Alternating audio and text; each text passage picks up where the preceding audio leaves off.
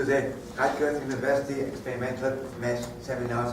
For those people who are not regulars, let me remind you that everybody is welcome to stay here, but there are absolutely no texting and no smartphone. If you must use it, you have to leave and come back.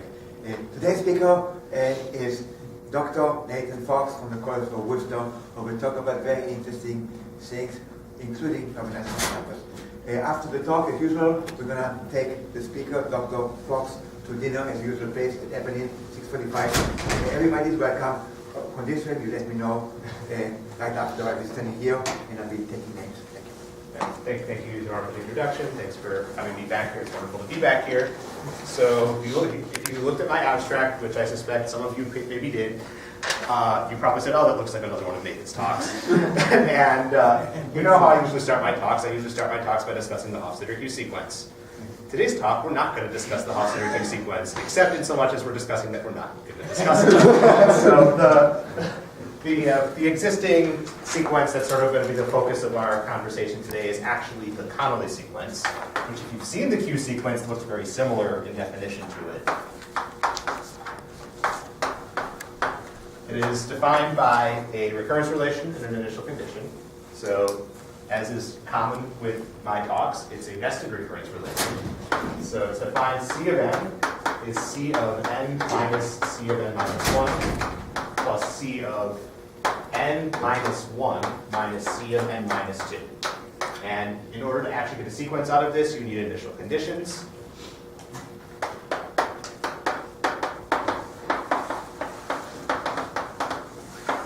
So the initial conditions I use, so technically speaking, this is the Conolly-Fox sequence because my initial conditions are slightly different. So if you look up this sequence in the OAIS, you would see C1 equals 1, C2 equals 1 as the initial conditions. This would be sequence 0, 4, 6, 6, 9, 9 in the OAIS. But it starts 1, 1 in the OAIS. I start at 1, 2. Which doesn't actually change the sequence except chopping off the initial 1. That initial 1 never is used in defining the later terms. So it's just the same sequence, but with only 1 at the beginning. And why do we do that? Well, we'll see very soon. So the Conolly-Fox doesn't have its own OAIS at home? No, it does not. But in my opinion, it is more natural to start with this initial condition. I think they only started with 1, 1 because that's like the Fibonacci number. So of course we're going to start with 1, 1. So the first, I'm just going to list a bunch of terms, then go through a sample calculation in case you haven't. This looks kind of scary. You might want to see how it works. But a bunch of terms in the sequence: 1, 2, 2, 3, 4, 4, 4, 5, 6, 6, 7, 8, 8, 8, 8, 9, 10, 10, 11. And perhaps you noticed that I wrote that without looking at my notes. It's because there's a pattern, not because I haven't memorized it.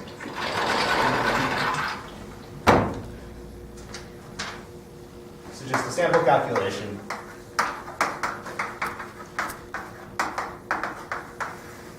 So working with nested recurrences, they look scary, they look weird, but you just plug in numbers and simplify things from the inside out. So it's just, so to get C of 3, you just plug in 3 for n, so that's C of 3 minus C of 2, plus C of 3 minus 1 minus C of 1. And then you substitute the corresponding terms in here. C of 2 is a term we've already calculated, well, it's one of the initial conditions. C of 1 is the other initial condition. Then you simplify what's inside, so you get 2. Those are both. And you can do that for any term, and you might ask, boy, what happens if the thing you're subtracting here would make this thing be less than 1? Because then it would fall off the beginning of the sequence. The answer, that question has 2 answers. The general answer is, for nested recurrences, if that happens, the sequence just ends at that point. And because we just don't allow that to happen, we just say, okay, that term is undefined, and that means the rest of the terms are undefined too. The other answer is that doesn't happen for the sequence, so we don't care. And it's not going to happen for any of the sequences we talk about today. And you can prove that it doesn't happen? Yes, and we are in fact going to prove that it doesn't happen. Yes, for some sequences it's open whether that happens. In this sequence, it definitely doesn't happen. So hopefully, you may not see the pattern that made me be able to write down that sequence without looking at my notes. But hopefully you see a pattern or some property. Maybe you've noticed that every term is either the same as the previous term or one more than the previous term. So the sequence has a property called slowness. So C of n minus C of n minus 1 is always either 0 or 1. And odd numbers only appear once. That's the more in-depth pattern. That definitely happens. And in fact, the number of times each even number appears depends on. Yeah, that's the first observation that leads to the next thing. So yes, it's actually so when you have a slow sequence, it's completely determined by the number of times each number appears. So the sequence is determined by its frequency sequence. So how many times does 1 appear, how many times does 2 appear, and so on. So for this particular sequence, there's actually a nice formula for the number of times each term appears. So if you write a number in binary, so you write k in binary, the two-adic valuation of k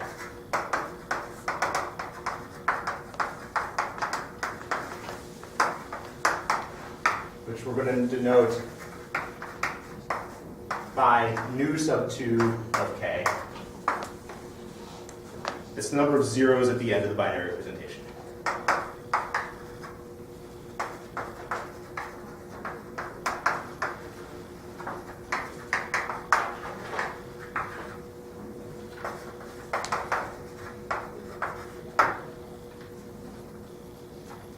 Equivalently, it's the exponent on the largest power of 2 that divides k.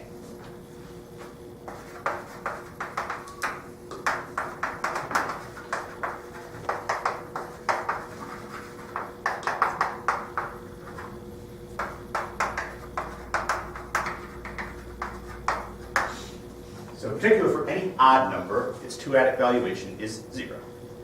And you may notice, well, Neil noticed that every odd number appears once. What about the numbers with two-adic valuation 1? So the numbers that are divisible by 2, but are not divisible by 4. Well, the numbers I wrote up here, 2 has that property, 6 has that property, and 10 has that property. Those numbers all appear twice. Those are the only numbers that appear exactly twice. So you may look at that sequence and conjecture, which is actually not a conjecture, it's actually a theorem.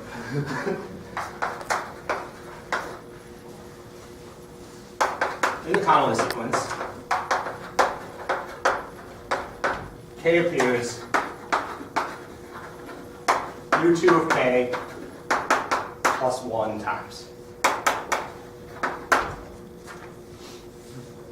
So it's a slow sequence. That's also a theorem. This is also a theorem. So with this and this together, that completely characterizes the sequence.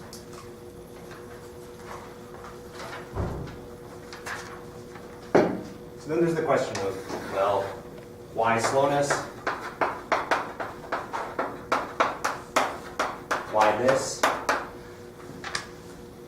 And it is possible to prove these things just sort of by induction using the recurrence. And I mean, this is the experimental math seminar, so that's a wonderful way to do this. But it turns out there's also a combinatorial proof that gets you both of these together, and it uses trees.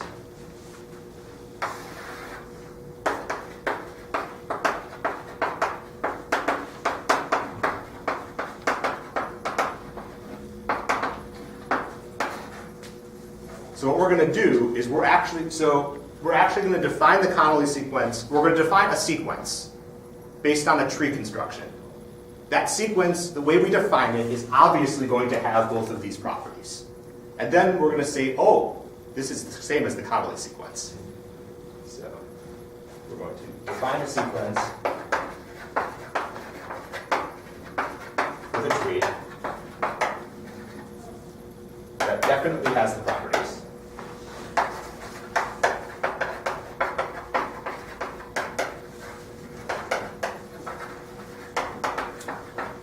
And then show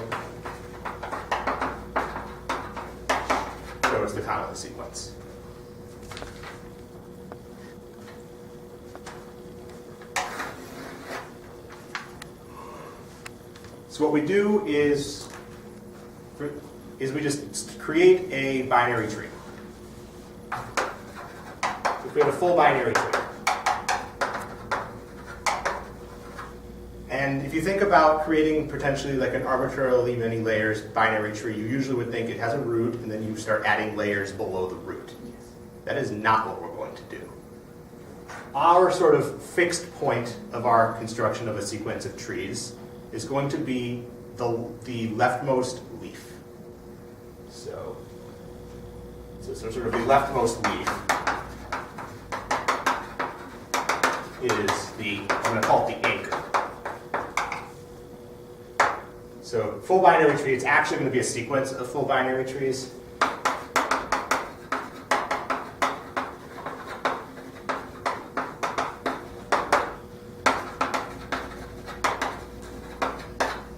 And each one is going to contain all the previous ones, so you can draw it in a picture that appears to go on for a very long time, upward and upward, and rightward and rightward.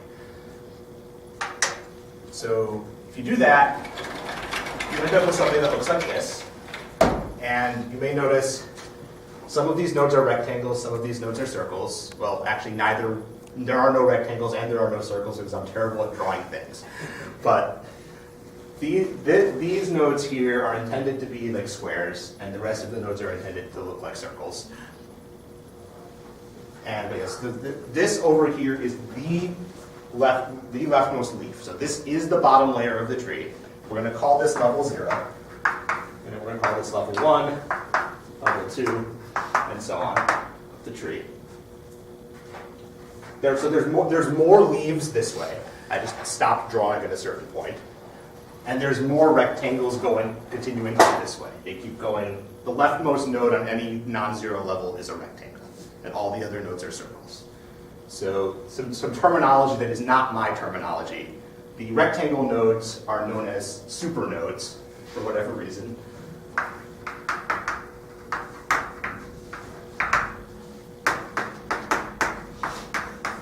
As far as I know, they don't fly around and save things, but that's what they're called. And then the circles are called regular nodes.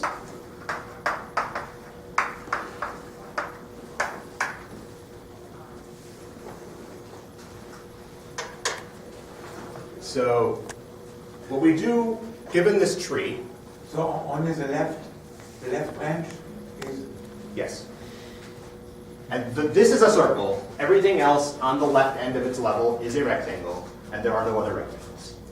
So if it's depth k, you have to the power k leaves, and only a bunch of supernodes. Yes. Most nodes are regular. Yeah, so given this tree structure, we then put labels, numerical labels, in all the regular nodes. So we're going to label the regular nodes with positive integers. So we're going to use each number once, exactly once, or I guess at most once if you stop at some point.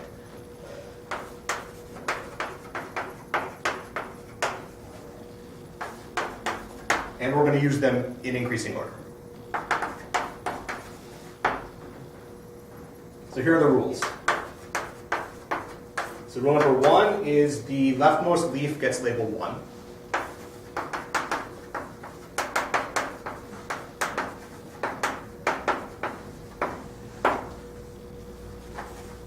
Rule number 2 is that for a given supernode, its left subtree gets labeled before its right subtree.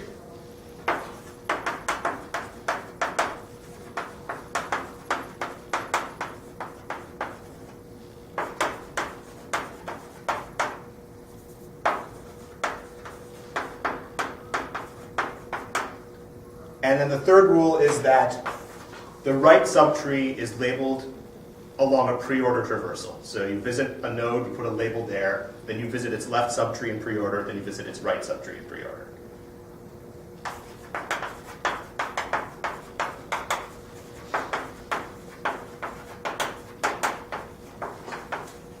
What does that say, what you just wrote?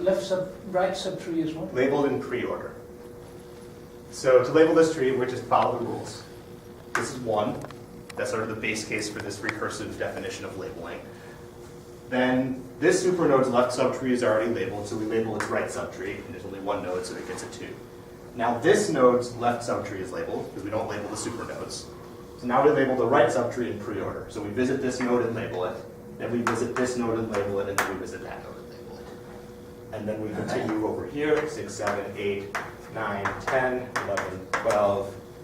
Now we go over here, 13, 14, 15, 16, 17, 18. I'm going to stop at 19 because I want to use 19 as my example for the next thing. But you can keep going. This would be 20. And then 21 will be over here.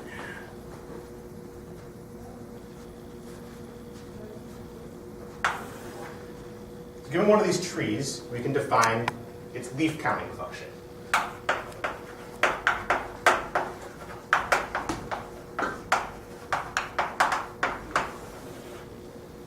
So L of n is the number of leaves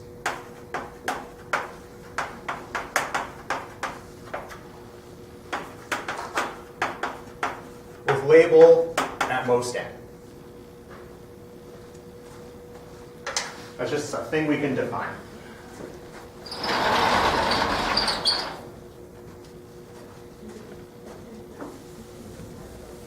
This construction is due to Conolly or to you? Neither. I think it's due to Tanny. Ah. I think if I had to cite someone for this construction, I would cite Tanny, but I'm not sure he's the first one to do it. But I would suspect that Tanny and co-authors were the first ones to do this sort of thing. And by a leaf, you mean the row of circles on the very bottom, Level level 0? Level 0, we're going to call leaves.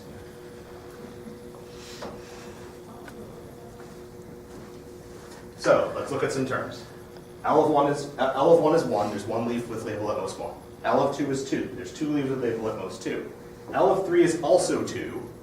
Since there's 2 leaves, 3 is not a leaf. And then you get a 3, 4, 4, 4, 5, 6, 6, 7, 8. Notice how I didn't erase the sequence over there? So it turns out that L of n is the Conolly sequence, but we haven't proved that yet. But this is sort of the key observation. But the other key observation is that L of n definitely has both of these properties. It's definitely slow because each number appears once, and they appear in increasing order.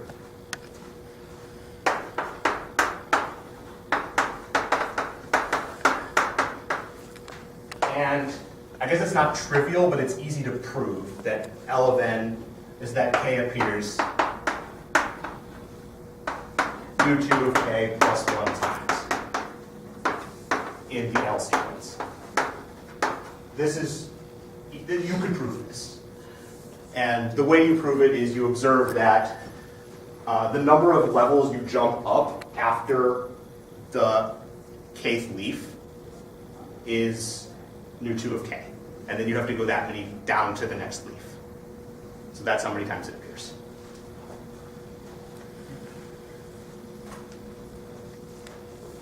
Which means, in order to prove that these are properties of the Conolly sequence, we just have to prove that L satisfies the same recurrence and has the same initial conditions.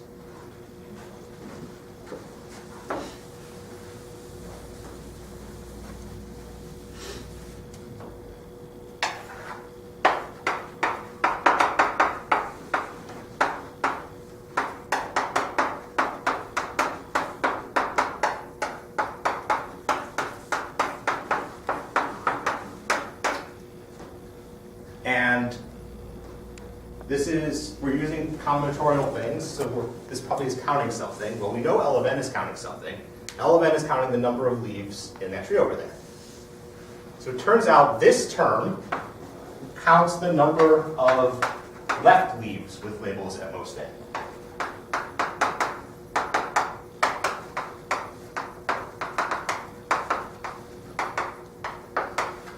A left leaf being any leaf that is the left child of its parent. So like this 8 is a left leaf, this 9 is a right leaf.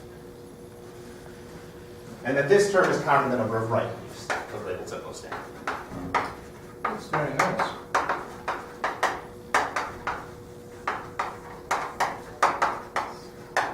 This is not due to me. This is due to probably Tammy.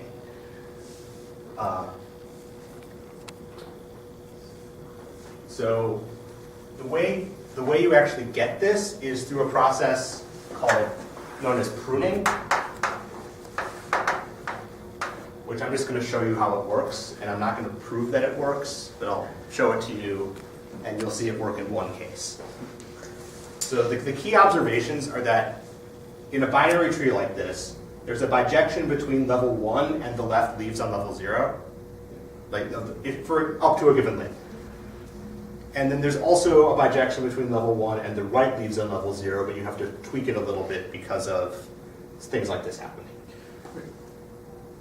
Joel? Just to make sure I understood, what was the reason that you didn't put a 20 and then node next to 19? Because I wanted to stop at 19. Because I'm going to use n equals 19 as my example for pruning, okay. And I wanted an example where I had the number I'm using as my example in a left leaf. Okay, but if you continue, you would 20. Okay, good. I just wanted to make sure I wasn't missing some things. Yeah, like if you look in every paper that does this, they do it in different language, but I decided to present it in the language that makes most sense to me and also doesn't use words that are offensive to Doron.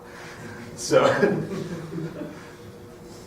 so whose idea was it to introduce trees into this? I think that was Tanny's idea. Tanny? Yeah, Steve Tanny. Like there's a lot of papers connecting trees to these nested recurrences. So we have not gotten to my contribution yet, and my contribution also isn't published yet. But I've been giving talks on it. I just have to write it. I just finished writing it up. So what we do is we delete all the labels in the leaves that are less than n.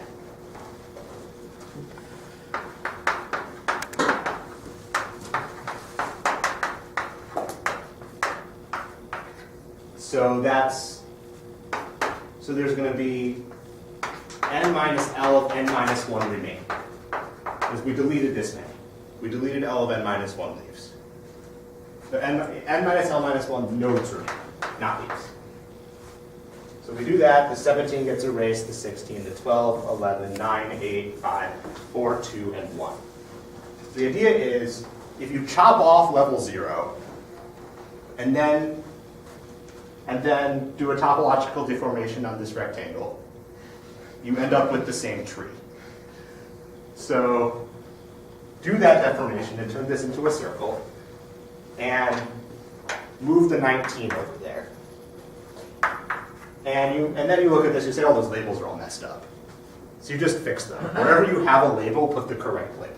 Which I'm not going to write, but this would be 1, 2, 3, 4, 5, 6, 7, 8, 9. So I'll write the 9. So in this example, we end up with a 9 here. So the tree that we have here, the number of leaves with labels in this tree is the number of parents of left leaves in the original tree. Which means if we put L around this, it counts exactly the number of left leaves. Again, I don't have the time or energy to write down a formal proof of this, but this is sort of the best description I can give while also being able to give the rest of my talk. And then with the minus 1 in the right, so this minus 1 and the n minus 2 in the right leaves, the problem with right leaves is that there isn't the same just nice bijection because, for example, this 18 here has a label, but its right child does not have a label if we stop at 19.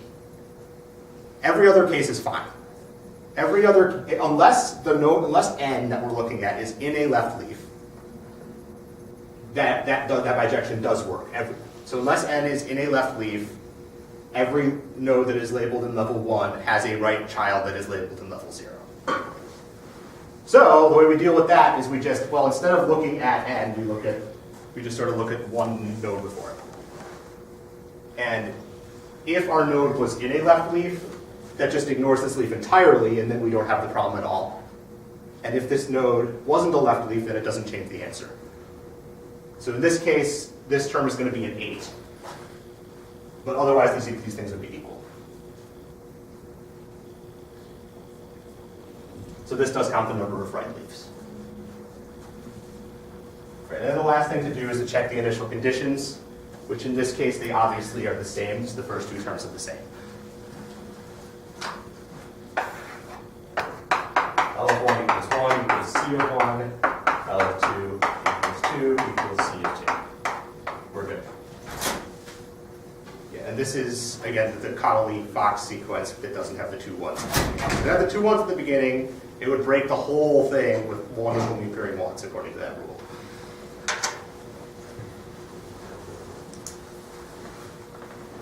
All right. So I saw this, and my thought was, how can we generalize?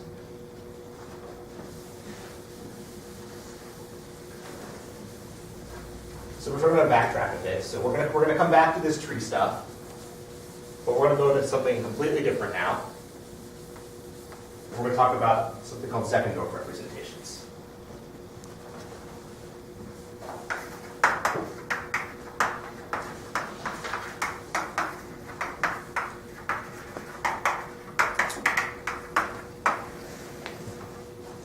So I believe I don't recall if I gave a talk in this seminar about that included Zeckendorf representations as a primary component. I may have done so.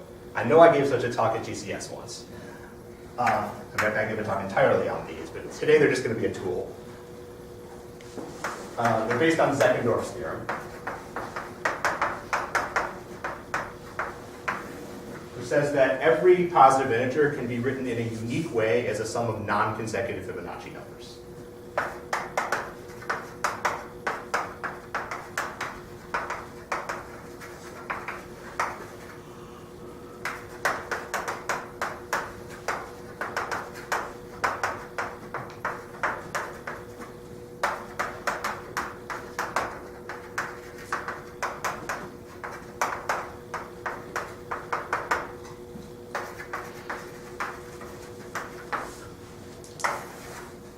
And there's an extension of this that says that the way to do this, there's an algorithm, which is just use a greedy algorithm. Whatever n is, find the biggest Fibonacci number less than n, then subtract that from n and repeat. So that's going to be one of the numbers, and then you subtract it, and then you do the greedy algorithm again.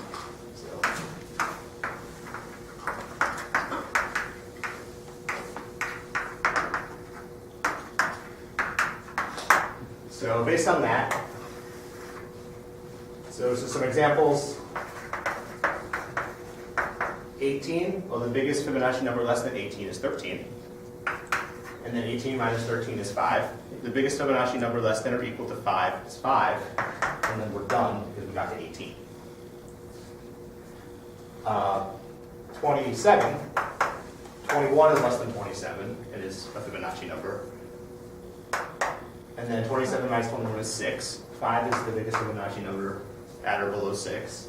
6 minus 5 is 1. 1 is a Fibonacci number. And I mean, if you drop the non-consecutive part, this is no longer unique. But if you have consecutive Fibonacci numbers, you can replace them by their sum, which is another Fibonacci number. And you can keep doing that until all the consecutive things go away. Can I make a comment?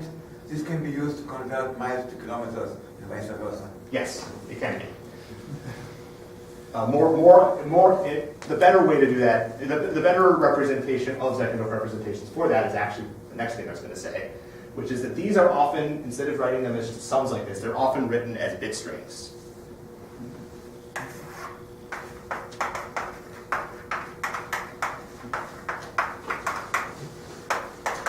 So it's just like binary, except these bit strings don't have consecutive ones.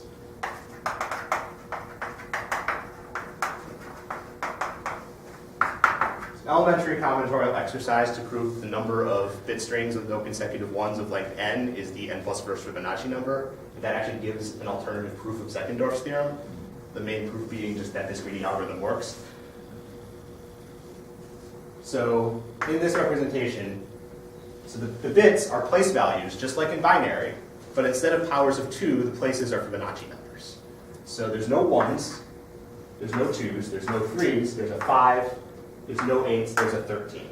There's 1s, 2s, 3s, 5s, 8s, 13s. This one's going to have a 21 in it. This one, 1, 0, 0, 1, 0, 0, 1. Yeah, and the miles and kilometers thing, what you do is if you have miles, you add a 0 at the end. and then read that as whatever number that is in this representation, and that's kilometers, and for vice versa, the other one you do the other bit shift.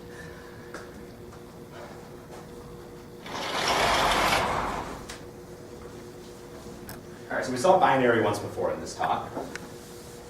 We use binary to define two-addict valuation, which means that we can get a different valuation based on this. So take a number, write it in its Zeckendorf bit string, and then look at the number of zeros at the end, and call that its Zeckendorf valuation.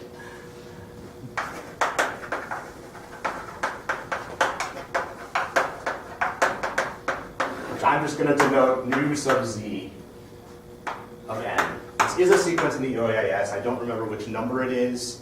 I don't remember what the name is. It's not called Zeckendorf valuation. I should have made a note of the number of this sequence, but I apologize for not doing that. There's a number of zeros at the end of the Zeckendorf representation. I'm going to actually use n has meant something else in this talk.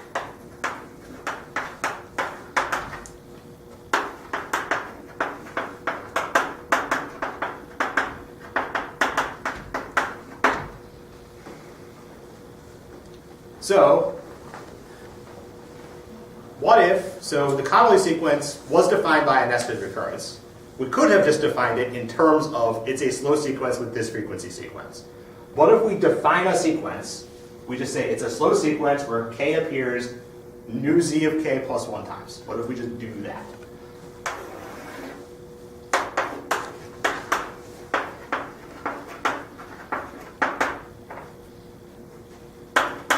Slow, k appears nu z of k plus 1 times. So you do that.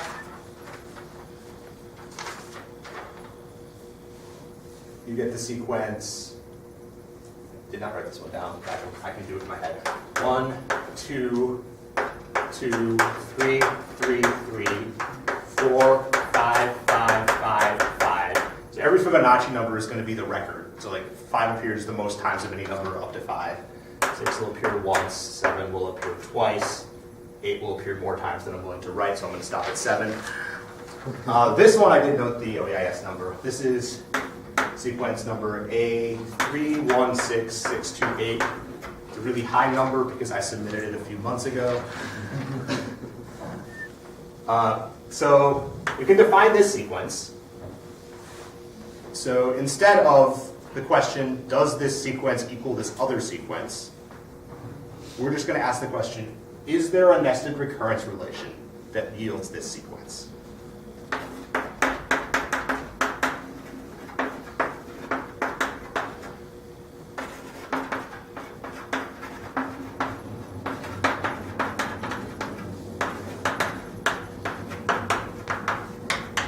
And the answer turns out to be yes. And it uses trees in a similar way to before. Unfortunately, the tree is not your nice typical binary tree. Some nodes will have only one child. So in the Conolly sequence, the leaves all had no children, and every other node had 2 children. And also, the construction is a little. So it's a rabbit tree, the rabbit multiplication tree? Perhaps. I'm not so familiar with that, but it probably is. There's actually a few different trees that actually work for this construction, but there's only one that works for the more general construction. There's also the Fibonacci tree. Yeah, there's multiple trees. I don't remember which one this is. This is a known tree, and like the number of nodes in it is a sequence in OAIS. Another one that I didn't note the sequence number of, but it came up when I was looking at these trees. Where's the chalk I was using?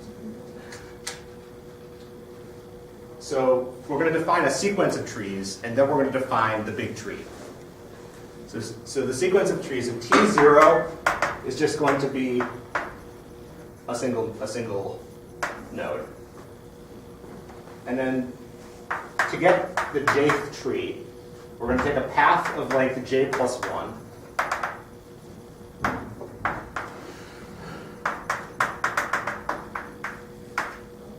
And below every node that isn't the root and isn't the last node, we're going to put a copy of the appropriate tree to get it down to the right level. So like if this is at level 1, we put a copy of T0. And at level 2, I'll make that level 2. This will be dot, dot, dot. We put a copy of T1. And then up here, this is level J minus 1. This is level J. Below the node at level J minus 1, we put a copy of Tj minus 1 or Tj minus 2. Below the node at J, we do not put anything.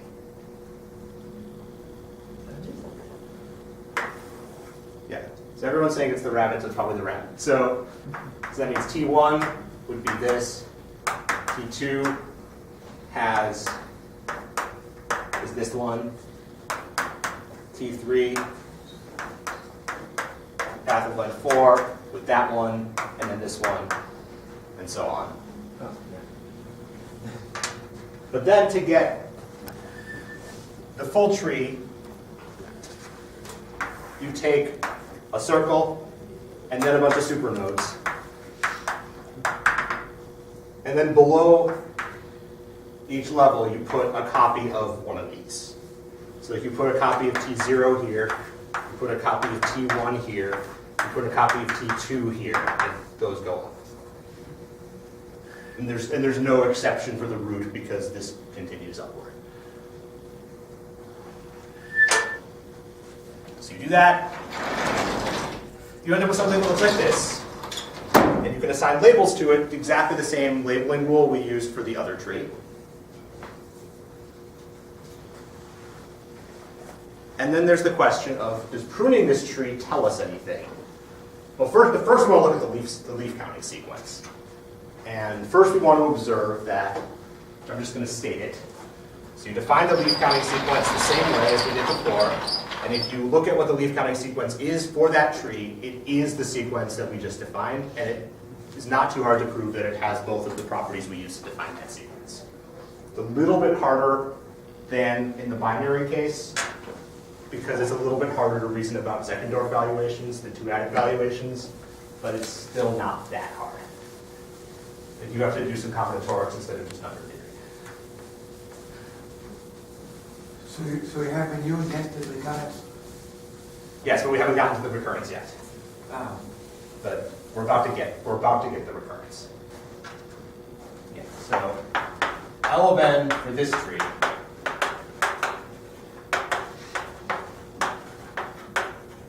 is our sequence there, which I'm just going to call the Zeckendorf Conolly sequence, just to have a name for it. So is it the Zeckendorf Fox? I mean, it's one of my sequences, but mathematicians don't generally name things after themselves. You can call it that. I'm calling it the Zeckendorf Conolly sequence. So yeah, again, it's not too hard to prove that it has the two properties. It's slow, that's trivial. K appears nu z of k plus 1 times is non-trivial, but provable using not twos, we in-depth stuff. So now we just look and sort of see, well, what sort of combinatorial properties can we glean from this about chopping off layers? Well, this tree does have the property that if you chop off the bottom layer, you get the same tree. That was important before, it's important now. So removing the bottom gives us the same tree. So that's good. It's also still true that if you have if you stop the labeling at some point, and you're down in a leaf, or if you just sort of look at this, every node, ignore the thing I said about labeling. Every node, if you just label the whole thing, every node on level 1 has a left child.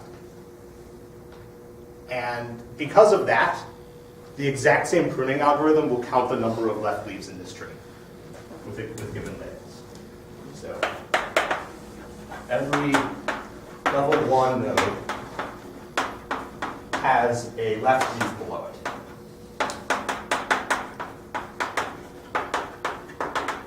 So this gives us that the number of left leaves labeled at most n is L of n minus L of n minus 1, just like before. It's the exact same algorithm.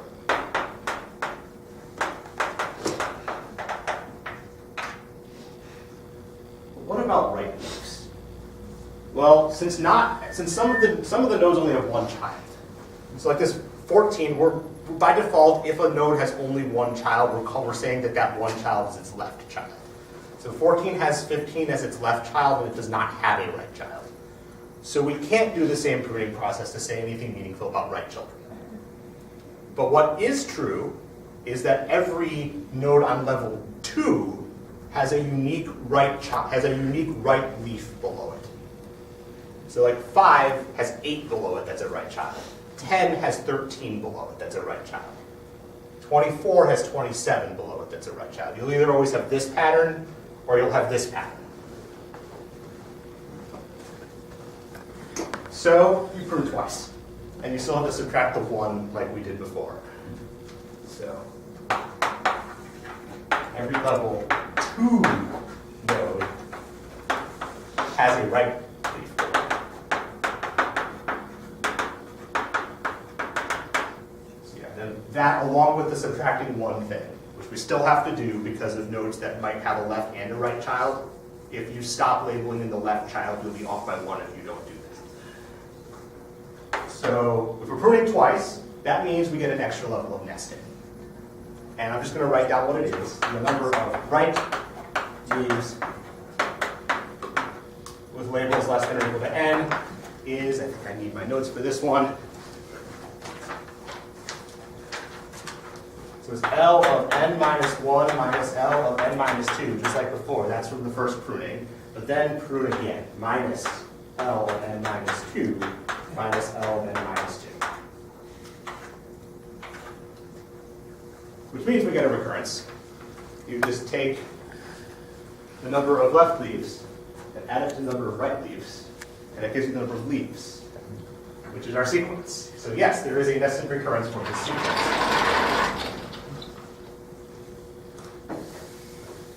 I'll just write down again for posterity's sake.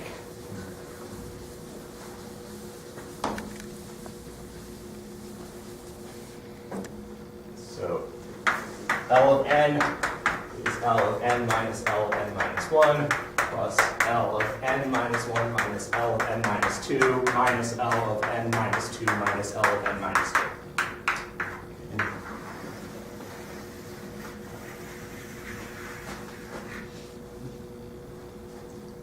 All right, question? Are there any other known sequences that have this many nestings in them right now? I mean, we have about 5 minutes left. I'm just going to mention that I have that this is a special case of a more general result. So you probably have an infinite family of such. Yes. And I can use the word infinite to describe it because you just did. Yeah, so what's special about the Fibonacci numbers? Well, they're everyone's favorite recurrent sequence that isn't just a constant sequence or something. So, more generalized, there's a construction where if you take the sequence an equals the sum from I equals 1 to k of lambda I a n minus I, where lambda 1 is positive, and then lambda I is non-negative for every I greater than 1. And you use the initial conditions, ai equals 1 if fi is less than 0. So that just sort of gives you a natural initial condition, or I is less than or equal to 0. So the 0 term would be 1. So this gives Fibonacci because the 0th term and the negative first term are 1. So it's Fibonacci but shifted, but that works because Zeckendorf is like Fibonacci but shifted. There's only one ones place. So you can use any recurrence set as long as it has these properties. And you can use it to build a tree.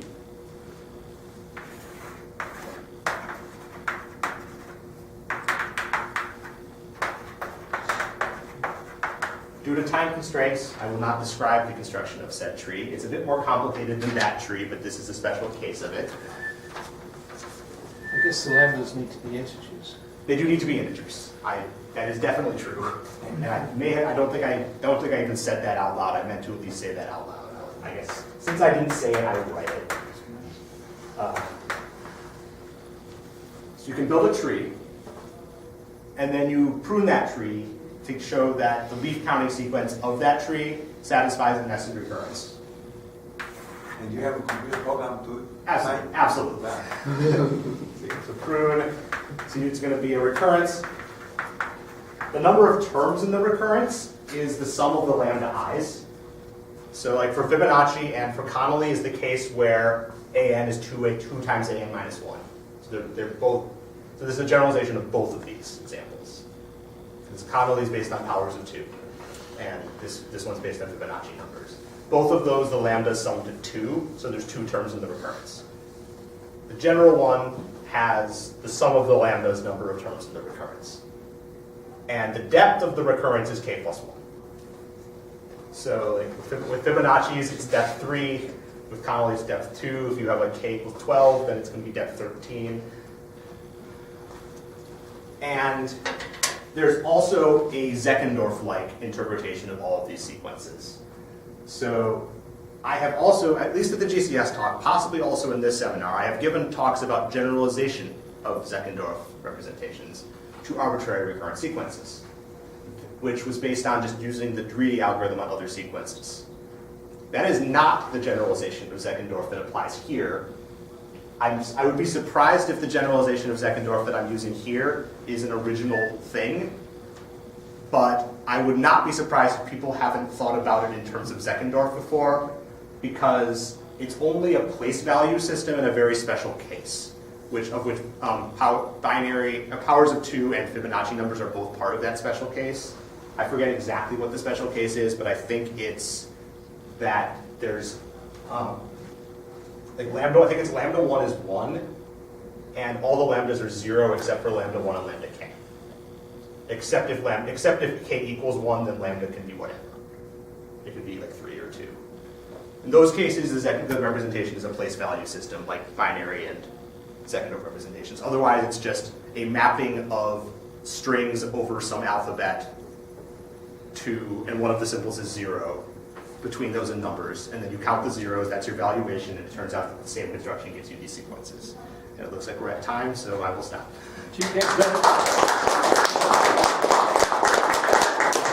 haven't mentioned games in Grundy functions, like nim for the first one, and there are various games involved here. Have you looked at that? I have not, but I really would like to now that I know that there's... I mean, the last time I looked at Zeckendorf representations, it was related to games. I can give you lots of... Again, the generalization of Zeckendorf that came up there was to generalize the greedy algorithm. Here, it's just construct a bunch of... Here, it's just strings over an alphabet, where that alphabet is the sum of the lambdas. It's numbers from 0 up to sum of lambdas minus 1. And then there's restrictions on what can appear next to what, and that makes it so that the number of strings of each length is an. And then you look at zeros at the end of those and get a valuation out of it. Thanks for a fascinating talk. Anybody is welcome to come to dinner at 6:45.